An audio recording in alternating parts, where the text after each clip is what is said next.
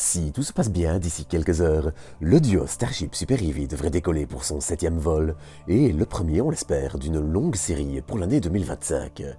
Et d'une certaine façon, ce 7e vol est attendu depuis longtemps. Il sera en effet l'occasion d'inaugurer le premier Starship de seconde génération, de progresser vers la réutilisation, de s'approcher des premiers déploiements de satellites en orbite avec des images d'ailleurs inédites, et encore plein d'autres objectifs importants pour le programme. Pour cette vidéo, on va donc voir ensemble l'essentiel à retenir de ce qui nous attend dans quelques heures normalement, l'importance de ces étapes, le déroulé du vol et en décortiquer ensemble les infos essentielles. Avant ça, vous n'échapperez pas à la traditionnelle invitation à vous abonner si vous ne l'êtes pas encore, ainsi qu'à activer la cloche, liker, commenter et partager cet épisode.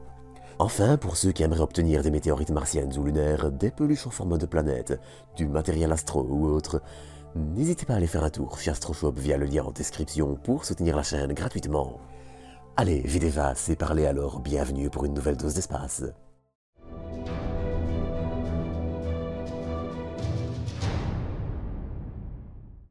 Avant de commencer cet épisode, j'aimerais mentionner un point assez important. Si je reviendrai sur l'importance de chaque point du vol, je reviens aussi sur ce qui nous attend en 2025 dans un épisode sorti il y a quelques jours, que vous trouverez en écran de fin.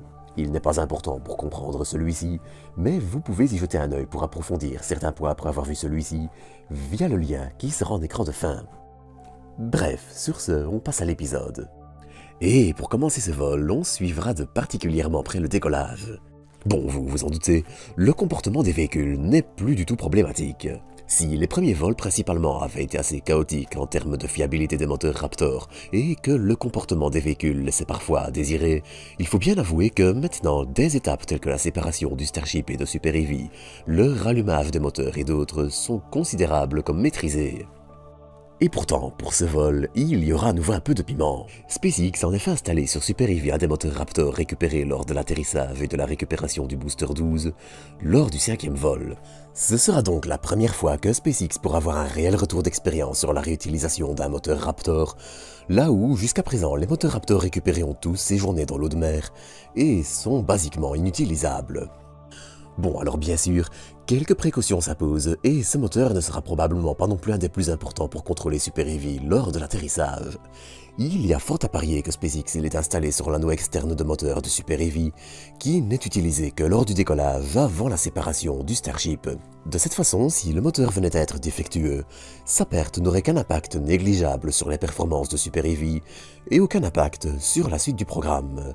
D'autant que cette suite s'annonce particulièrement chargée. Alors que la séparation de Starship et sa mise sur une trajectoire suborbitale est désormais classique et maîtrisée, la suite s'annonce un peu plus intéressante. Mais pour ça, un petit retour en arrière s'impose. Lors du 3e vol, SpaceX avait en effet mené un essai d'ouverture et de fermeture de la trappe de la soute devant accueillir les satellites Starlink. Pour rappel, l'entreprise d'Elon Musk compte sur un distributeur, souvent comparé au distributeur de bonbons Pez, où les satellites sont empilés et descendent les uns après les autres au fil de leur éjection dans l'espace. Mais ce premier essai allait hélas mal tourner. La porte de la soute allait échouer à se refermer et verrouiller sa position, et allait au final se rouvrir.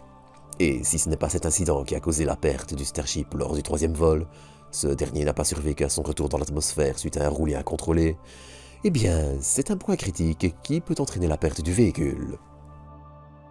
Alors pas avec certitude, je dois le préciser, l'ouverture de la porte vers l'intérieur et son positionnement permettant de minimiser les contraintes mécaniques et aérodynamiques, alors que le tout est en plus renforcé dans ce secteur, mais toujours assez en tout cas pour mettre en danger le véhicule.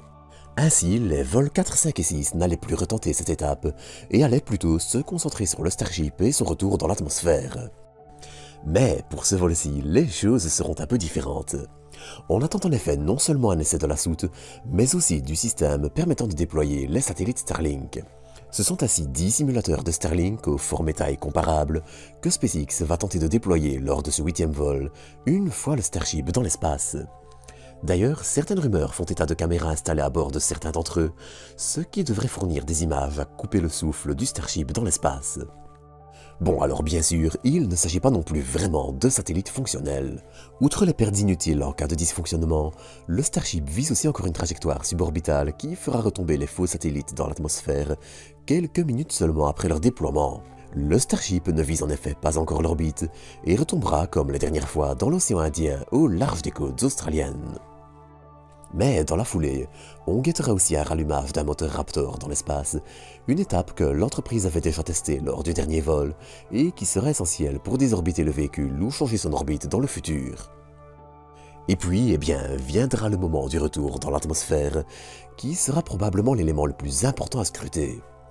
Déjà, dans un premier temps, il est important de noter que la première génération de Starship supportait entre guillemets assez mal le retour dans l'atmosphère.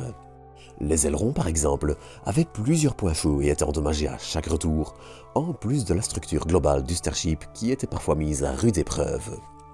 On a par exemple vu lors du dernier vol, dont le retour dans l'atmosphère était volontairement plus dur que les précédents, le Starship légèrement déformé et des bourrelets métalliques se créer, comme une grande canette compressée.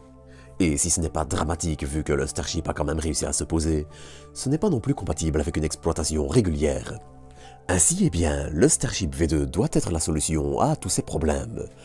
Une amélioration de sa structure générale et un repositionnement des ailerons qui sont légèrement décalés vers le dessus du véhicule, ainsi qu'une révision de leur forme, devraient en effet permettre au véhicule d'encaisser bien mieux son retour dans l'atmosphère. En plus, ces changements permettent aussi d'alléger le Starship, qui voit ainsi ses performances boostées. Surtout que le bouclier thermique a lui aussi encore été revu et comporte encore moins de tuiles. Si on ajoute à ça un rallongement de 2 mètres et une réduction de la soute, c'est ainsi près de 25% de carburant supplémentaire que le véhicule emportera. Et ce ne sera pas tout.